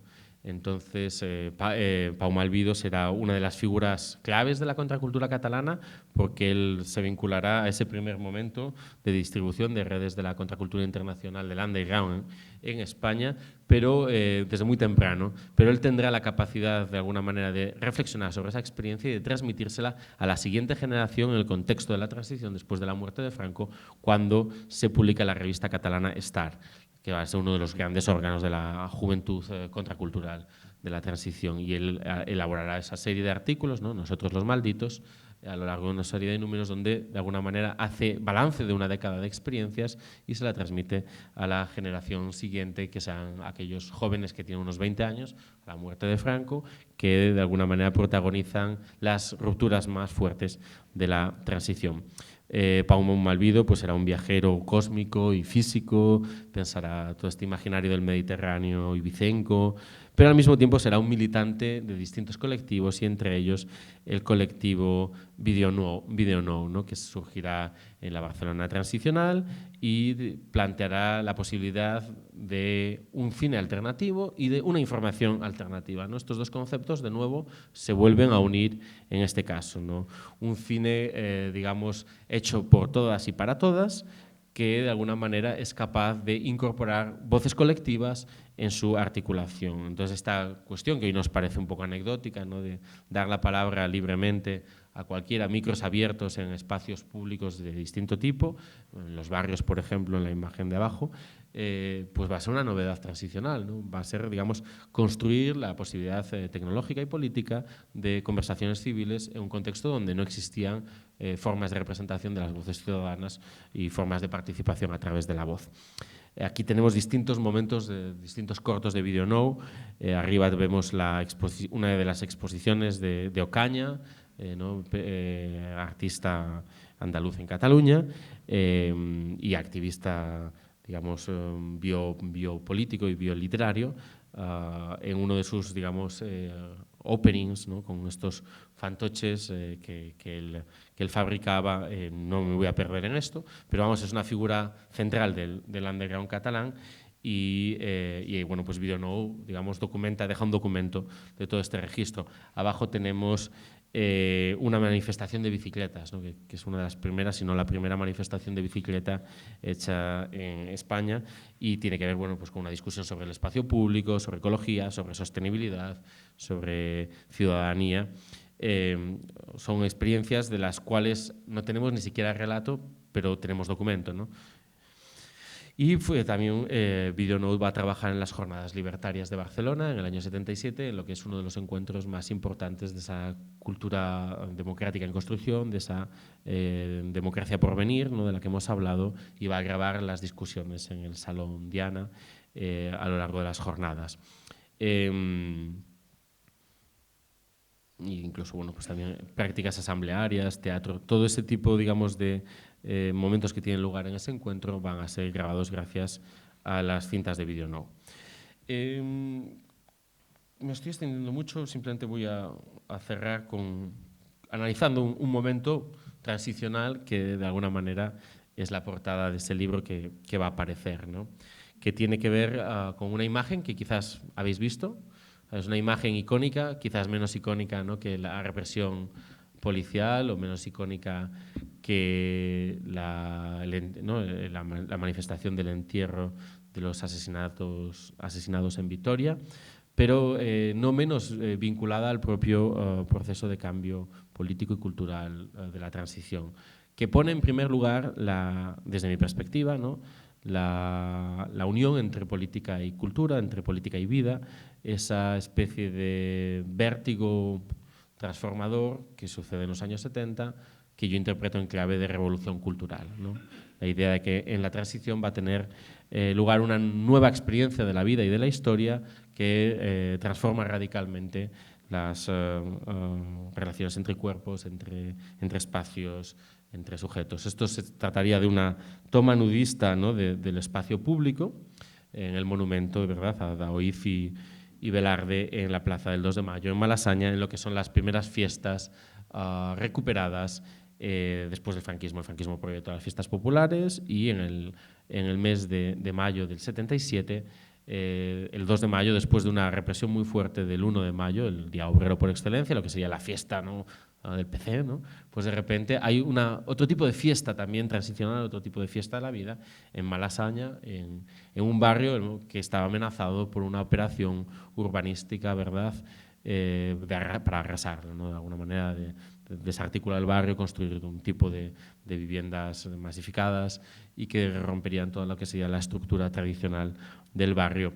Este plan no va a suceder por una serie de resistencias vecinales, populares, culturales, y en su lugar, bueno, pues tendremos lo que va a ser otro tipo de remodelación, ¿no?, frente a un urbanismo del borrado y la destrucción.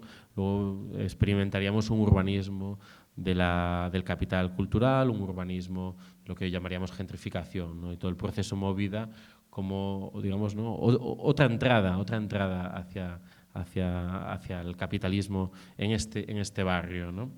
De alguna manera es muy interesante porque esta es una imagen generada por un fotógrafo, un fotoperiodista llamado Lorrio, Félix Lorrio, y va a ser recuperada en el contexto de las fiestas de Malasaña del año pasado, las discusiones, ¿no?, de las nuevas fiestas, del nuevo municipalismo, la necesidad de dotarse de una memoria alternativa de esas fiestas. Esta imagen ha sido asociada a la movida, pero sin embargo cuando se produjo, cuando fue documentada, no existía ni siquiera el término movida. El término aparece en la segunda mitad del año 81. Esto es una cosa que también discuto en mi trabajo.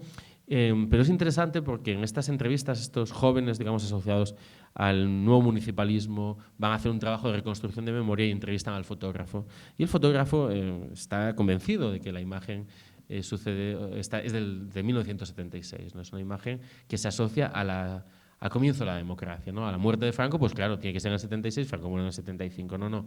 El proceso, digamos, es muchísimo más complicado. Fue un asunto que me despistó bastante, tuve que documentarlo mucho, ¿no?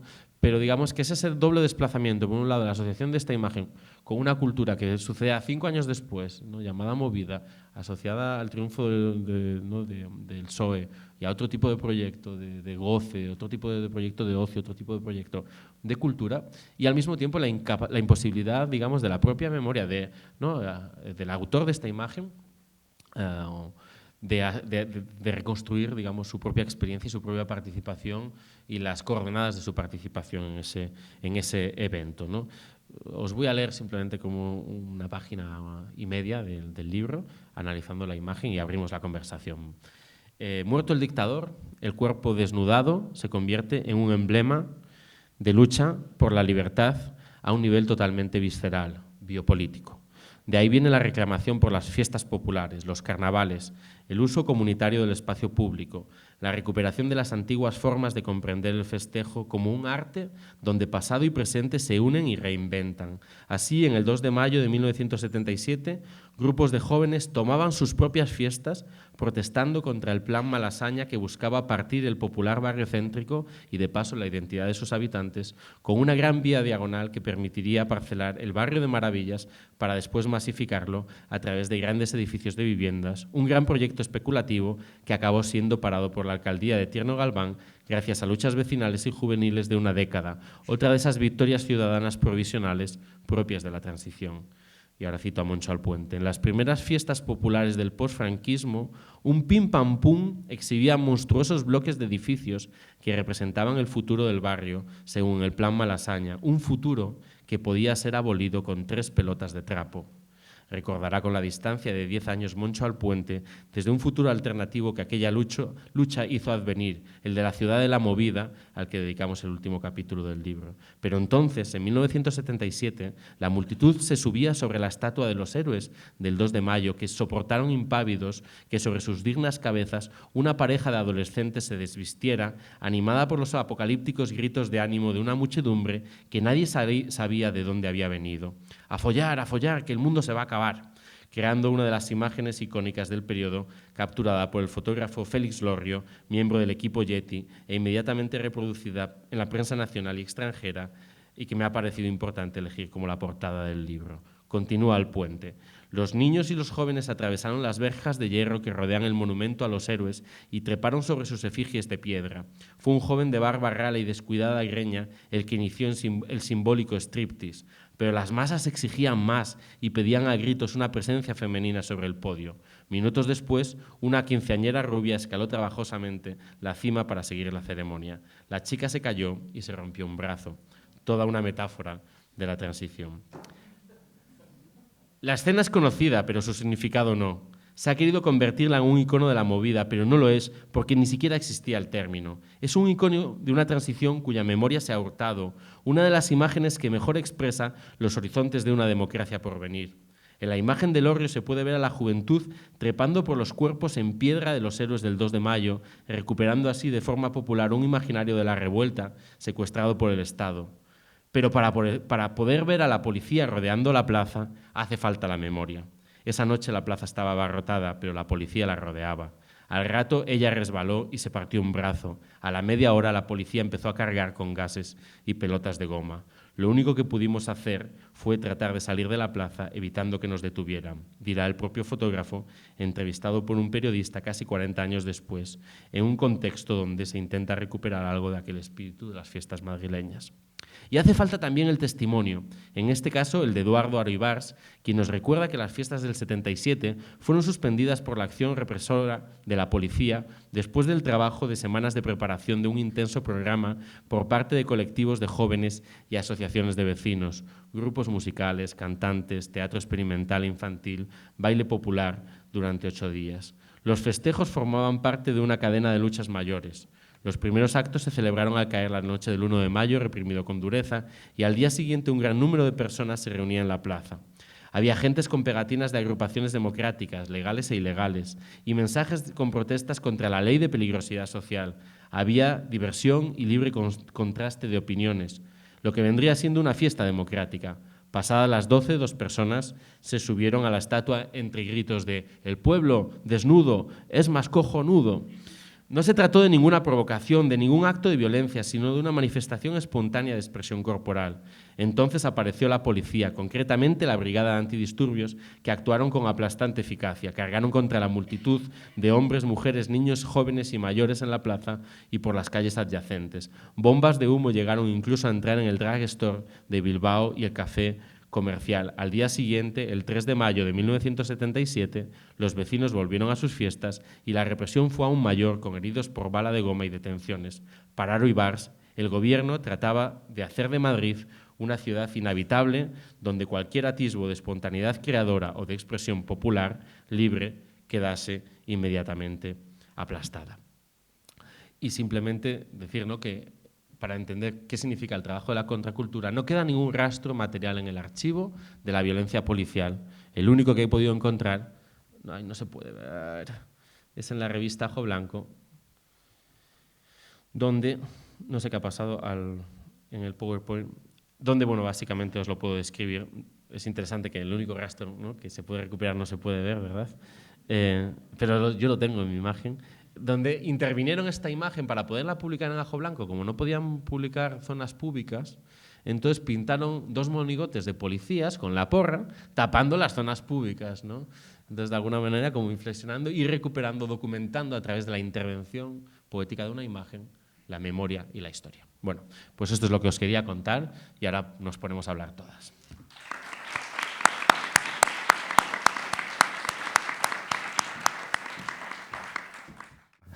Sí, cuando has estado hablando de la contracultura en España, básicamente la has focalizado en Barcelona, Cataluña y en Sevilla. Entonces yo quería preguntar qué pasaba en Madrid entonces. Yo sé lo que pasaba, vamos, o sea, mi visión, porque yo vine en aquella época a estudiar en Madrid, en el año 70, y entonces para mí la percepción que tengo desde ahora es que aquí era una efervescencia política importante, pero un desierto cultural también importante. Y mirábamos con cierta envidia lo que pasaba en Cataluña. Por cierto, también me gustaría un poco que ubicaras, no sé si se puede ubicar, los movimientos, tú te has centrado en la música, ¿no? Pero en Cataluña, en aquella época, a finales de los años 60, había movimientos culturales en la literatura, en el cine, en la Escuela de Barcelona. ¿Tiene algo que ver con contracultura? Cuando estoy hablando de literatura, estoy hablando tanto los editores como los autores que puluaban, que pertenecían normalmente a clases sociales elevadas, emparentadas con la burguesía. Entonces, quería que me dieses también, o que me dieseis vuestra opinión, de cómo se puede integrar eso. O sea, ¿es contracultura? ¿Es otra cosa? O sea, son 2 preguntas. ¿Qué es lo que pasaba en Madrid y estos movimientos que eran muy efervescentes en Cataluña, cómo se pueden integrar dentro de lo que habéis comentado? Bueno, ante todo, me he centrado en Sevilla y en Barcelona más que nada porque no tenía tiempo para hablar de Madrid ni tengo tiempo para hablar tampoco. Aparte de que lo estoy empezando a investigar sobre lo que pasa en el País Vasco y sobre lo que pasa también en Galicia, lo que pasa también en la zona de Castilla y León y lo que pasa también en Levante. Ha sido más una cuestión de tiempo que otra cosa. Para hablar un poquito también de lo que pasa en Cataluña con la Ghost Divine, o Divine, que es a la que te refieres, a lo mejor él te puede hablar más que yo, puesto que es un movimiento más literario que musical. Evidentemente tenía su influencia. Es más, cuando Smash va a grabar, a Barcelona va a grabar al Boccaccio, y que es donde se juntaba toda esa gente. Hay claramente una ruptura entre aquella contracultura, la izquierda divina, y la contracultura que empieza a emerger justo antes de que aparezca la Sara Celeste, a través del grupo de folk, con Sisa, con Pau Riba, con toda la gente que he estado citando antes. Influencia, por supuesto.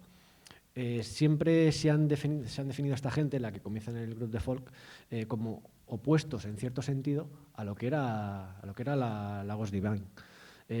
¿Por qué? Pues porque decían que eran antifranquistas, pero que en el fondo lo que querían lograr era simplemente sustituir a Franco, de una forma u otra. Eran antifranquistas porque no tenían el poder, ni más ni menos. Venía más o menos a relatarlo así. Luego, ellos, su forma de hacer las cosas tenía que ir por otro sentido. Se cantaban en catalán, pero también si nos fijamos en otros grupos que surgen en aquella época en Cataluña, Máquina, Vértice, ahora mismo no recuerdo cuántos más, pero hay bastante, los tengo apuntados, disculparme, es mi memoria. Casi todos cantaban en inglés. Y es curioso que decían que cantaban en inglés simplemente porque cantar en castellano ya lo estaban haciendo los grupos de antes. Y cantar en catalán ya lo estaba haciendo esa gente. Su forma de diferenciarse era esa. Hacer una música diferente al folk más tradicional, cogiendo lo que eran las vanguardias relacionadas con el jazz y sobre todo cantando en inglés. En Madrid lo que pasa es muy curioso. Cuando he hablado de cómo, por ejemplo, Pau Malvido entendía que se conforma el underground en Cataluña y de cómo, a través de la experiencia de la expulsión de los gitanos en Sevilla, en el 57, la expulsión de Triana, cómo se terminan emplazando en lo que es el triángulo entre Morón, Rota y Sevilla, Utrera, etcétera, etcétera. Cómo se genera esa contracultura ahí. En el 68, 69 ya se empieza a hacer vistoso lo que es el movimiento con estos grupos, con Smash, con Nuevos Tiempos. En el 70, 71, más todavía, la Guardia Civil empieza a dar palos, ya empieza, digamos, a registrar lo que era la red de pisos ocupas, porque en Sevilla había toda una red clandestina de pisos ocupas que estaba llena de gente que eran mochileros, por así decirlo, viajaban por todo el mundo.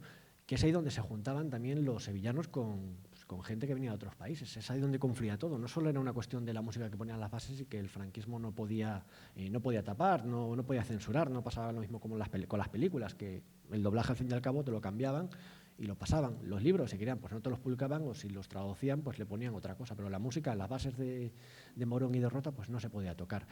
Toda esa música funciona en esos pisos ocupas. Lo que pasa es que a partir de aquel año, cuando ya se empiezan a desmantelar todo aquello, de una forma u otra, tanto con la ida de Smash a Barcelona a grabar, concretamente con Oriol Regás al Boccaccio, que no le salió muy bien el tema por lo visto, de ahí se separaron.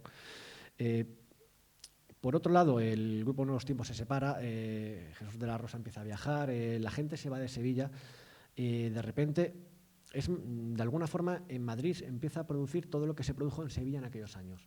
En Sevilla la generación de jóvenes, hijos de inmigrados del éxodo rural, no empieza a constituirse en el barrio con una identidad fuerte hasta los años 70.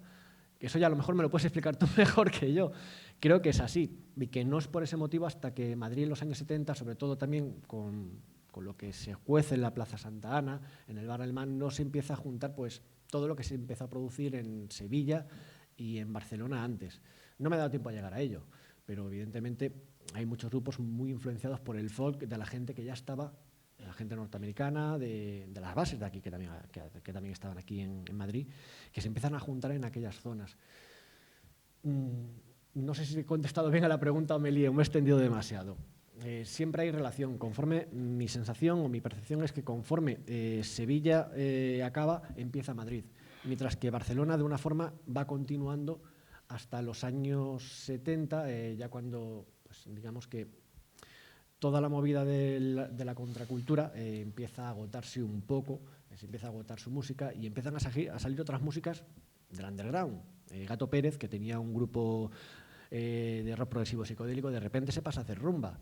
Y Peret ya suena por ahí, y ya empiezan a salir películas que hablan de esa realidad. Entonces, Barcelona siempre estuvo, de una forma u otra siempre ha estado. Sevilla se agotó y Madrid empezó a emerger en los años 70, y de ahí que aparecieran muchos grupos, sobre todo Asfalto. Asfalto es muy curioso porque es un grupo que comienza en el 72, pero no se graba en el 79. Y si se piensa en su música, si piensa en lo que hacen, es algo más parecido a lo que hacía Pink Floyd, criticando pues en el Wish You Were Here, ese Welcome to the Machine, criticando pues toda esa mecanización, esa tecnología. Ellos lo tienen en una canción que se llama Ser Asfalto. Es una sensibilidad similar. Se graba en el 77. No es hasta cuando emerge toda esa música, también porque no es hasta aquel año, 75, 76, cuando se crean los sellos de Chapa y el sello de Gong, de García Pelayo. En aquel momento ya empieza a emerger en Madrid como núcleo a la hora de producir una música ya determinada para un mercado concreto, que era el mercado contracultural. Ahí ya estamos hablando de etiquetas. Y tal vez por eso en el 77 ya lo contracultural ya sea lo que ha comentado él antes, pues eso, algo comercial, de una forma u otra. Sí. Bueno, eso sería ya otra historia. Vamos a intentar recoger todas las palabras que podamos y hacemos una breve respuesta, porque si no, no vamos a hablar mucho. Es que tú has reconocido que la contracultura la utilizas con comillas, con peros, que te parece una etiqueta, bueno, que me imagino que te es útil, pues si la usas, pero bueno, que le pones algún pero. Yo le pongo más peros, ¿no? No ya porque se los pusieron en su momento, me acuerdo, ¿no? Artículos de Sabater y de gente que en teoría eran adalides de la contracultura, sino porque esta es una etiqueta que simplifica mucho bueno, o te ayuda a construir un relato que a mí no me encaja del todo, ¿no?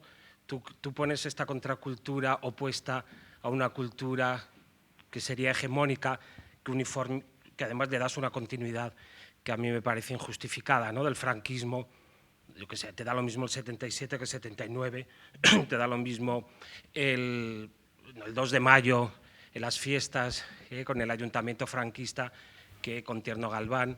Entonces, esta contracultura sería una especie como de vena abierta o cerrada que recorre la historia de España y que llega casi hasta el 15M, ¿no? En el que se recupera todo ¿no? Esta cultura alternativa, esta cultura que dialoga de manera distinta, que representa… Que yo en muchas cosas estoy de acuerdo en algunas de las características de lo que sería la cultura, vamos a llamar hegemónica, o cultura de la transición a la Guillem Martínez, con su énfasis en la modernización y en todo el dinamismo de todos estos fenómenos culturales de la transición. Pero creo que no hay estos dos niveles, ¿no? De una contracultura en la que tú pones cosas como puede ser esto, que son pues una manifestación popular o yo qué sé, te he visto que te daba reparo decir que el colectivo de cineastas de Madrid era cercano al PC, no, era del PC. Que luego es curioso que esas manifestaciones hayan quedado ocultas, que eso tiene un significado, sí, cierto, pero ahí hay una serie de fenómenos políticos que dialogan mucho más, igual que muchas de estas dinámicas van a entrar en el ayuntamiento democrático, luego socialista o socialista comunista en Madrid, etcétera, ¿no? Yo creo que simplifica mucho y que construyes un relato atractivo, coherente, que en gran parte yo por lo menos comparto y me parece que está muy bien, pero que claro, es demasiado, porque sobre todo esa contracultura entonces porque desaparece, o según tú, porque se institucionaliza, decir, es que esta gente acaba como en el movimiento vecinal, en los ayuntamientos, claro, porque el poder busca consenso, hombre, claro. Todos los poderes buscan consenso, aquí en Italia y en Madagascar. Claro, no van a buscar programar la polla récords en los 40 principales. Entonces, ¿cuál es el mecanismo que hacen que las revistas críticas desaparezcan? ¿Cuáles son los mecanismos que nunca acabas de explicar, ni tú ni Guillem Martínez, que hacen porque si la institucionalización es mala, no se sabe si es buena o es mala? Sí, vale, ¿Entiendes? Sí, perfectamente. Ahora vamos a intentar coger alguna más y ahora te… Yo por seguir, pero por el lado contrario. O sea, yo la parte que menos me convence es el mito de que el final de esa época es la movida y de que la movida es otra cosa, que el problema lo tenemos nosotros, que básicamente lo hemos identificado con una serie de características que la vuelven absolutamente inasumible. Y entonces, claro, cuando uno está hablando de contracultura, luego, bueno, pero a partir del triunfo del PSOE… Aquí hemos entrado en otro mundo, sea el del 79, sea el del 82. Yo solo por poner un ejemplo de que a lo mejor, y ahí entonces digamos la polémica la tengo con el compañero, de que hay una continuidad que está más allá del periodo transicional, es que justo la semana pasada me he encontrado, por casualidad, hay una diferencia con esto, información en prensa, pero claro, en prensa muy específica, de extrema izquierda, de dos pegadas policiales en la Plaza del 2 de Mayo en marzo y abril del 83. Es decir, que están relatadas de la siguiente manera. La gente está en los bares, desde luego una operación neoliberal y gentrificadora no se puede dar en la Malasaña de comienzos de los 80, primera historia, de ninguna de las maneras, pero es que encima lo cotidiano es que la policía viene y pega sin motivo ninguno, arrasando la calle Velarde. Está descrito en la noticia, año 83, pero ese mismo año tiene lugar en enero, el tercer viernes de enero del año 83, en esa misma plaza, otra manifestación de cultura popular que está todavía menos datada y documentada que esta, que es el primer San Canuto. Esto es fuera del periodo transicional. Malasaña es exactamente igual que entonces, con la diferencia de que en el 83 tiene muchos bares que en el 77 no tiene. Esta es una diferencia clave en términos, digamos, hosteleros. Pero, entonces, visto de esa manera, a lo mejor el problema está en haber pretendido identificar el periodo cultural de la transición con una cosa llamada la contracultura, si no se tiene en cuenta que contracultura y movida se solapan más de lo que hemos querido reconocer hasta ahora, ¿vale? Lo que estoy presentando aquí es en 20 minutos, un poco más, argumentos de 650 páginas, ¿no? Entonces, bueno, quizás en el libro, pues, algunas de las dudas desaparezcan y aparecerán otras muchísimas, ¿no? Yo creo que el problema, o sea, uno de los problemas tiene que ver con que hemos identificado en la transición dos culturas, ¿no? Una franquista y una antifranquista. Y la antifranquista construye la democracia y la franquista poco a poco va desapareciendo. Pero por lo menos en la transición deberíamos pensar que hay por lo menos tres articulaciones de la cultura. Bueno, la vaquería, a propósito de lo de los bares, ¿no?, de Malasaña. Bueno, y tienen que ver, o sea, con la idea de una cultura que supera al franquismo, pero también al antifranquismo, en la medida en que una parte de las articulaciones morales del antifranquismo están construidos de manera autoritaria. Entonces, en la transición surge una cultura antiautoritaria, digamos, donde el elemento antiautoritario es tan central que llega a construir un tipo de sociabilidad, un tipo de moral, un tipo de valores diferente, ¿no? Es un campo evidentemente complejo, es un campo contradictorio, es un campo lleno de voces muy diferentes y que se extiende, digamos, el relato que yo planteo, desde el 68 hasta el 86. O sea, yo incluyo todos esos primeros 80 como parte de ese mismo mundo, ¿no? Hay otras determinaciones, hay otras tensiones. ¿Qué es lo que define el momento del 77 como momento central de esa posibilidad? Algo que Bourdieu ha explicado muy bien a propósito del campo cultural, que tiene que ver con la anomia. Es decir, hay algo en las formas culturales del año 77... ¿No se escucha? Sí, que me tengo que acercar. Hay algo que tiene que ver con las formas propias del año 77 que están poco definidas. Es porque el campo cultural, de alguna manera, no está construyéndose, de alguna forma, ese campo cultural de la democracia y de una manera autónoma de ciertas instituciones vinculadas al franquismo, pero todavía no han surgido unas instituciones nuevas que puedan ejercer otro tipo de efecto de atracción. No se trata de que haya un trasvase directo, ¿no?, de la contracultura al campo cultural de la democracia. No, se trata de que van a aparecer otros polos de atracción que no existían en el año 77. Es muy fácil de documentar, digamos, esa distancia, a veces histórica, entre lo que va a ser el campo cultural de la democracia, ¿no?, la ACT, y las prácticas contraculturales de los años 70. En el año 78 hay un ministerio, ¿no?, que es central para la UCD, que es el Ministerio de Cultura. El Ministerio de Cultura, a través del Teatro Independiente Castellano, va a financiar directamente el ámbito del teatro alternativo y va a programar institucionalmente una obra que es Así que pasen 5 años de Federico García Lorca, que es la primera vez que se puede representar esa obra. Se ha representado en el exilio, la ha representado en Puerto Rico, la ha representado en Nueva York, la ha representado en París. En España no se había visto nunca. Quien pone esa obra por primera vez encima de las tablas es la UCD. ¿A cambio de qué? De que no haya ningún tipo de reflexión histórica sobre por qué no se había podido ver en ese momento. La reflexión que se construye es de tipo estético, ¿no? Es que el público español no estaba preparado para ver Así que pasen 5 años. Bueno, y esto es un evento importante. No, esto está documentado, eso está como hay reseñas, eso está en El País. Quien cuenta eso no es ni siquiera la OCDE, lo cuenta El País, ese es el argumento del País. Pero en el año 78 esto es un evento importante, es un evento cultural democrático importante, sí, pero en el mismo año 78 hay un grupo de músicos flamencos, entre los cuales están Camarón, están los músicos de Triana, están digamos, el ámbito de toda la música alternativa entre rock y el flamenco que se está creando en Andalucía, que se juntan para hacer el disco que va a transformar el flamenco para siempre, que es La leyenda del tiempo. Y el texto central es un poema que viene de Así que pasen 5 años, que Ricardo Pachón lo musicó en el año 65 en el contexto de la contracultura y que 10 años después tiene un contexto donde eso puede hacer que nazca una nueva estética, reflexionando además sobre la posibilidad de las voces del pasado volver sobre el presente, ¿no? La leyenda del tiempo es todo un programa de imaginario de la historia. Bueno, pues en la distancia que va entre Camarón y el Ministerio de Cultura está la distancia entre la contracultura y la CT. ¿Que es mucho más complicado? Sí, porque es un campo cultural, hay mucha gente haciendo muchas cosas a la vez. Y, por supuesto, no va a haber nada sencillo. Pero si no identificamos los puntos límites, es decir, lo que llamamos los polos, no podemos identificar lo contrario. Es decir, los campos culturales funcionan polarmente. No significa que todo esté polarizado, no. Significa que las articulaciones en su interior están polarizados, hay atracciones diferentes y se juegan en ese interior.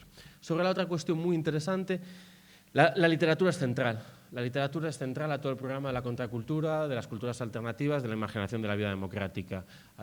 Y esto empieza incluso desde el interior de la posguerra. Es decir, la literatura es un ámbito de imaginación política liberado hasta cierto punto del Estado. Y la literatura, los trips de la literatura permiten imaginar la vida de otra manera. Y eso va a ser un proceso muy complicado que va a asociar todo tipo de materiales, desde las letras del rock, que eso es poesía, lo que Arreoard llama la poesía eléctrica, hasta pues eso, los poemas de los novísimos.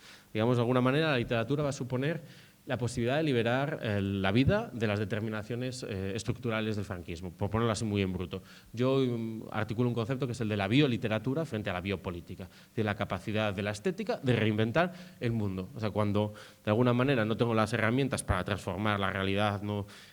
Durado, etcétera, pues no, como un análisis más, digamos, de tipo marxista, tengo todavía las fuerzas del espíritu y de la imaginación para inventarme una vida diferente, porque si al fin y al cabo comienzo a pensar las cosas de otra forma, de alguna forma las cosas ya comienzan a funcionar de otro sentido. Y esa lógica diferente, ¿no?, entre cambiar la vida o cambiar la estructura también creo que es muy pertinente a propósito de lo que se juega en el ámbito de la transición. Y sí, por supuesto que el colectivo de cine es del PC, pero no son militantes orgánicos que obedecen consignas desde arriba. O sea, ese conflicto entre cultura y política que va a suceder en toda la gente que hace cine para partidos políticos. Y en el caso de Carlos Varela en Galicia es igual, porque se crea un colectivo parecido que va a trabajar para la UPG, y Carlos Varela tiene todo un problema entre su estética y la política de los comisarios. Y al final, bueno, acaban siempre en rupturas, acaban todo tipo de rupturas. Y tenía una imagen muy interesante de una manifestación fake producida por un colectivo contracultural en Galicia, el colectivo Rompente, que es muy interesante, que básicamente se va a la manifestación do Día da Patria en Galicia con unas pintadas en cirílico, donde nadie puede entender nada, y hacen una especie de manifestación dentro de la manifestación, ¿no? Esa especie de desplazamiento a través de la estética de la contracultura, digamos, de lo que sería la militancia orgánica, de la gente seria, como no, del ser y del estar. Bueno, o sea, habría muchas más cosas, pero por mi parte esto, seguro que Miguel Ángel quieres añadir algo más.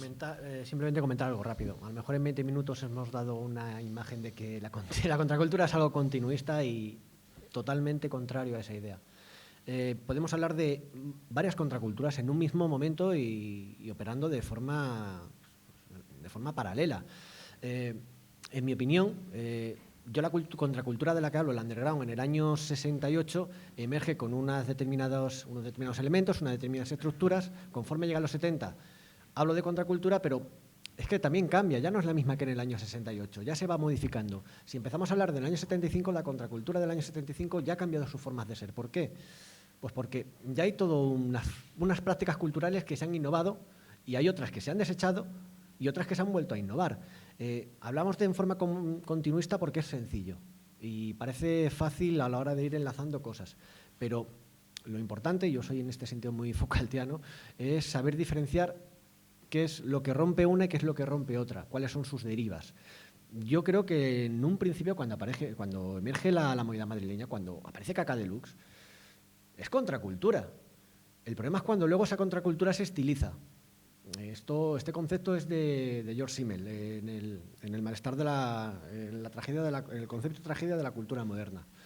En el momento en el que, digamos que unas prácticas ya tienen éxito, una forma de presentarse a sí mismo, producción de presencia lo llamo, siguiendo el concepto filosófico de... ¿Cómo se llamaba? Ay, se me ha olvidado el nombre de este... Sí, el que está en California. Sí. El alemán que está en California. Disculpadme, se me ha olvidado el nombre. Cumbre. Exactamente.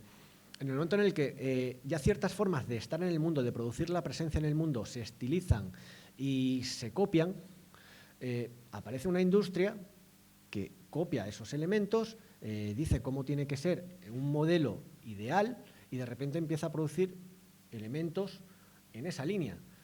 Se adaptan más o menos porque siempre que se construye una opinión pública en torno a un elemento de la cultura, ya sea música, sea canciones, sea literatura, ese elemento se normaliza, empieza a vender, aparecen segundas generaciones de consumidores, por así decirlo, y de repente la industria ya empieza a soltar sus productos. La opinión pública lo alaba, sería un poquito la pelota, por así decirlo, aparecen nuevas formas de producción de esos elementos y de repente ya hay una generalización de ese estilo. A eso se le llama estilización. ¿En qué momento eso traiciona los elementos o los valores de la cultura anterior? Pues bueno, siempre es algo muy interesante de analizar. Mi hipótesis respecto a lo que pasa en el año 75-76 con la contracultura que surge en ese momento es eso, que se estiliza demasiado, hasta el punto de que ya no representa lo que eran las inquietudes de la época. De repente, Vértice ya no tiene sentido, Máquina ya no tiene sentido, pero aparece en Barcelona la banda trapera del Río, que empieza a tocar en el año 75, se adelanta al punk, graba más tarde que el punk, pero ya empieza a ser lo que empieza a petar en aquel momento, lo que empieza a gustar en aquel momento. Ya no son músicas iconoclastas en el sentido de músicas repensadas, músicas muy filosóficas, con una carga de pensamiento abstracto bastante potente. Simplemente es soltar la rabia que tiene el centro. Y llega un momento donde